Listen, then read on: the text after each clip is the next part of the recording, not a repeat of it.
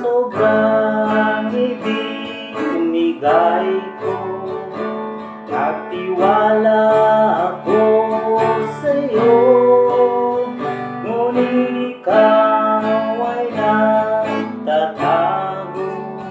Ang sabi mo kahapon sa'kin, magbayad ka na sa akin.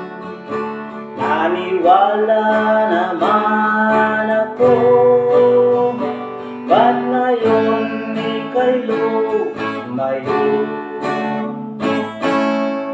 Di mo alam dahil sa'yo bagsak aking negosyo, wala nang ma-shopping at wala na rin makain. Kung mayroong muling utang, sana di maging katulad mo, lahi ka ng isang manloloko.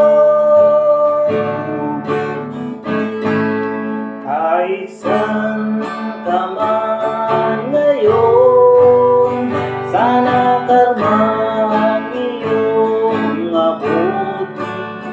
Baka sakaling ika'y magising, at utang mo'y bayaran mo na rin.